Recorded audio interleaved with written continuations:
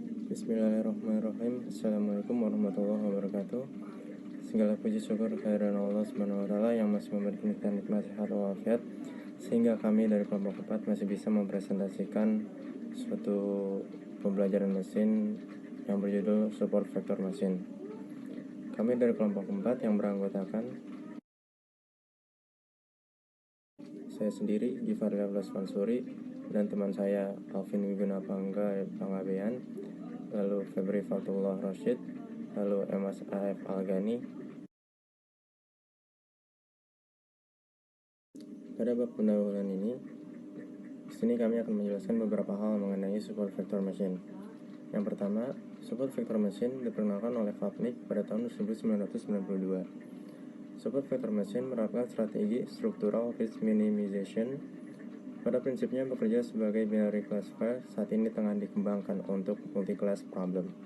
Support vector machine memenuhi 3 syarat utama sebuah metode PR. Yang pertama yaitu robustness, yang kedua feasibility, yang ketiga theoretically analysis.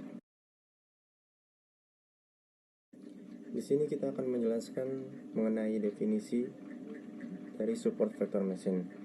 Support vector machine atau SVM adalah metode learning machine yang bekerja atas prinsip structural risk minimization atau SRM dengan tujuan menemukan hyperplane terbaik yang memisahkan dua buah kelas pada input space.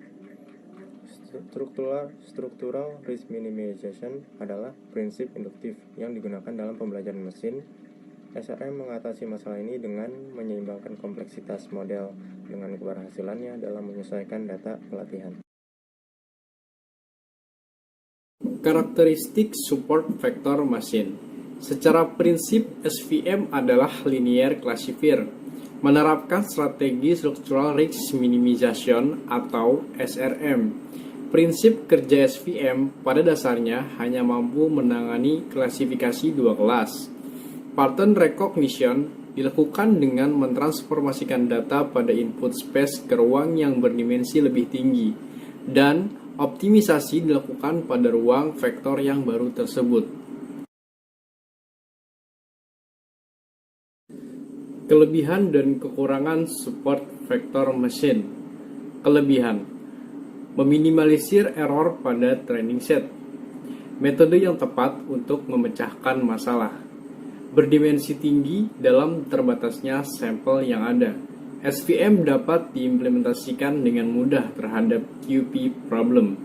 Kekurangan: sulit dipakai dalam problem berskala besar atau jumlah sampel.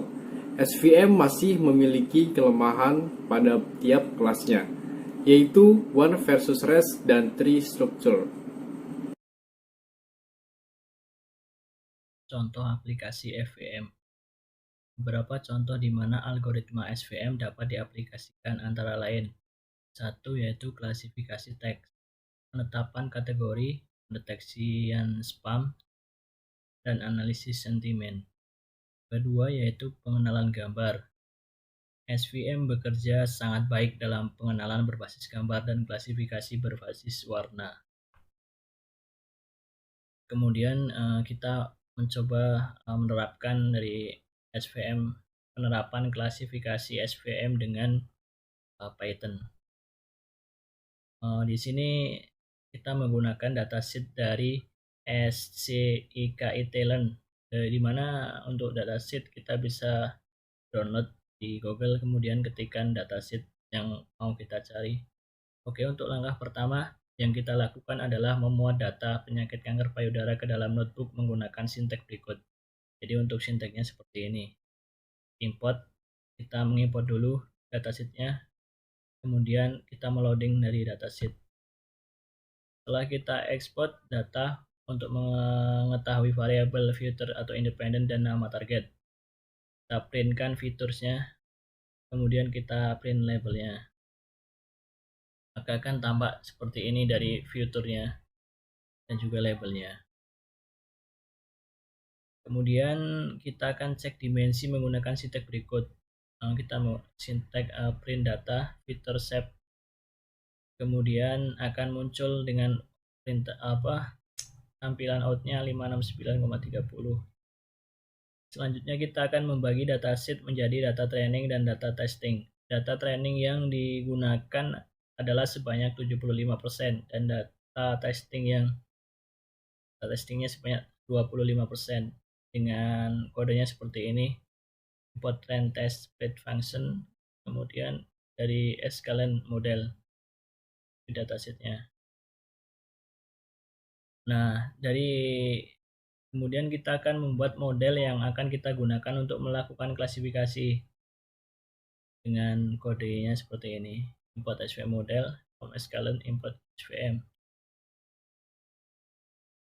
Kemudian kita akan melihat akurasi. Jadi setelah kita melakukan perintah-perintah yang sebelumnya, kita akan melihat akurasi dari pengklasifikasian menggunakan algoritma tadi.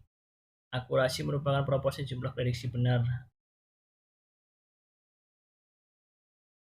Nah, dari akurasi yang diperoleh dapat dilihat di sini bahwa akurasi yang diperoleh adalah sebesar 99%. Hasil ini bisa dikatakan sebagai hasil yang sangat bagus. Oke, terima kasih. Mungkin itu saja presentasi kami dari kelompok kami atas kekurangan dan kelebihannya. Bila ada kekurangan itu datangnya dari kami, berkelebihan datangnya dari Tuhan Yang Maha Esa. Terima kasih. Assalamualaikum warahmatullahi wabarakatuh.